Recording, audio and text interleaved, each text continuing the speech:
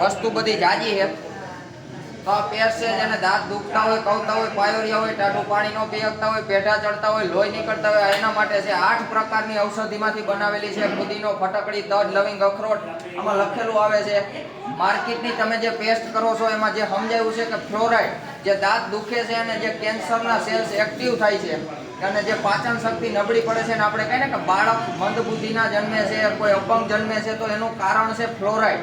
જે માર્કેટમાં પેસ્ટમાં નાખવામાં આવે છે એમાં લખેલું છે 1000 ppm ફ્લોરાઇડ નાખેલું છે. આ ઝીરો ફ્લોરાઇડ છે, નોન કેમિકલ, નેચરલ પ્રકારે બનાવેલી છે. આ દાંત દુખવાની છે. પછી આ લીમડાને ગળામાંથી પ્યોર નેચરલ બનાવેલી છે. આ રેગ્યુલર સવારે કરવાની છે.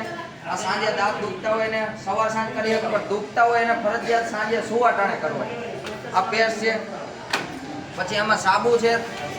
સાબુ લગભગ 7-8 ક્વોલિટીના છે. આ બધા અલગ અલગ પ્રકારના સાબુ છે. આ લીમડાનો સાબુ છે, ખંજવાળ આવતી હોય એના માટે છે. આ ડેટમેક્સ છે, આ પણ ખંજવાળ માટે કામ કરે છે.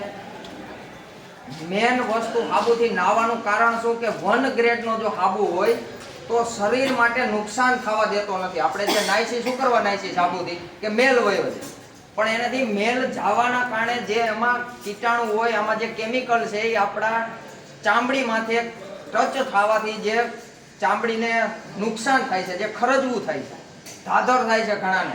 તો ખંજવાળના પ્રશ્ન આમાં ગ્રેડ લખેલા હોય.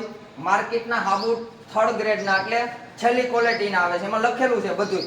હું નથી કહેતો, એ જ કહે છે, પણ આપણે વાંચતા આવડતું નથી એટલે આપણે દેશી ભાષામાં કઈ ભટકાઈ જાય છે. ખબર નથી એટલે રોગ આવી ગયો છે. બાકી ખાવું તો બધાને સારું જ છે, પણ આપણે શું ખાવું? જો શાક રોટલા જ ખાઈ છે પેલા એ જ ખાતા હતા ને, તો આપણે ક્યાં મિસ્ટેક થઈ ગઈ? સાહેબે જેમ સમજાવ્યું એમ કે મિસ્ટેક જે વર્ષમાંથી ખાણીપીણીમાંથી થઈ છે, કે આ માર્કેટમાંથી કલર કેમિકલ ને એસેન્સમાંથી થઈ છે. તો આ નેચરલ પ્રકારે સાબુ બનાવેલા છે. આ 3-4 છે. આમાં હલ્દી ચંદન સાબુ છે. હલ્દી અને ચંદન આ બેનું મિક્સ કરી નાખવામાં છે. હલ્દીનું કામ કરે છે જે નાના નાના ક્રેચ ચેકા પડ્યા હોય, કોઈ ડેમેજ થયું હોય હળદરથી આપણે, એનાથી કામ છે. અને ચંદન છે એ શીતળતા પ્રદાન કરે છે. પછી આ સ્પેશિયલ ગ્લિસરીન શિયાળાનો સાબુ છે. પછી આ સેન્સેશન છે, જે નાનું બાળક હોય નાનેથી મોટા સુધી કોઈ પણ નાઈ શકે એવું બનાવેલું છે. વિટામિન E નાખેલું છે. દૂધ અને મધમાંથી બનાવેલું છે. પછી આ મોરિંગાનો સાબુ છે, જે હરગવો આપણે કઈ ને અત્યારે લગભગ આ બધું તમે જોયો છે ને, બધા ગામડામાં છે એટલે જોયો છો. સિટીમાં તો એમ કંઈક નહીં મળતો હોય. હરગવો છે ને એ એકલો એક 72 પ્રકારની ઔષધિમાં કામ કરે છે. કોઈ બી રોગ હોય પણ કઈ રીતે ખાવ. કદાચ હું ઘણી વાર હરગવાની વાત કરું ને એટલે ઘરે જઈને હરગવો મંડે ગોતવા, એમ ન મળે. એનો કંઈક નિયમ હોય, એનો કંઈક પ્રકાર હોય કે કઈ રીતે લેવો, કઈ રીતે ખાવું, કેવો ખાવો. એમાં 2 પ્રકાર આવે હરગવામાં, એક કડવો આવે, એક મીઠો આવે. એમાંથી કડવો પણ ઘણા બધા ભાગ ભજવે છે, ખાવામાં સારી ક્વોલિટીમાં. પછી મીઠો પણ ખવાય છે. તો આ હરગવાનો સાબુ બનાવેલો છે સ્પેશિયલ નેચરલ. એ પછી આપણે માથામાં વાળ આપણે તેલ નાખતા હોય તો આ પ્યોર કોકોનટ, આ એડિબલનો માર્કો છે. આ કદાચ ઇંગ્લિશ શબ્દ છે એટલે ખબર ન પડે. આ એડિબલ જે હું બોલું છું એમાં તમને કદાચ અંદાજ આવી જાય. એડિબલ એટલે ખાવા લાયક તેલ હોય ને એમાં એડિબલનો માર્કો આવે. પણ આ આપણે એમ કંઈક આ ખવાતું હોય છે, પણ જ્યાં આની ખેતી થાય છે, કેરળ છે, સોમનાથ છે, ત્યાં કಡೆ આ તેલ ખાવામાં આવે. આપણે અહીંયા મગફળી વાવતા હોય તો આપણે મગફળી ખાઈ છીએ. જ્યાં રાજસ્થાન જાવ તો સરસો હોય છે, તે સરસોનું તેલ ખાઈ.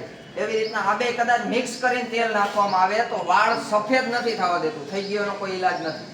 આગળ જતા કોઈ સફેદ ન થાય એનું પ્રોટેક્શન છે. ટૂંકમાં નાની હોય છે, આપણે ઘરમાં રેગ્યુલર ટોપરાનું તેલ યુઝ કરતા જ હોય, તો આ બે મિક્સ નાખી અને રેગ્યુલર બધા યુઝ કરી શકે છે. પછી આ સરસોનું તેલ છે. સરસોનું તેલ ઘણી જગ્યાએ એટલું ફાયદાકારક છે. માથામાં નખાય છે, માતાજીનો દીવો થાય છે, કરતા હોય ને માતાજીનો દીવો.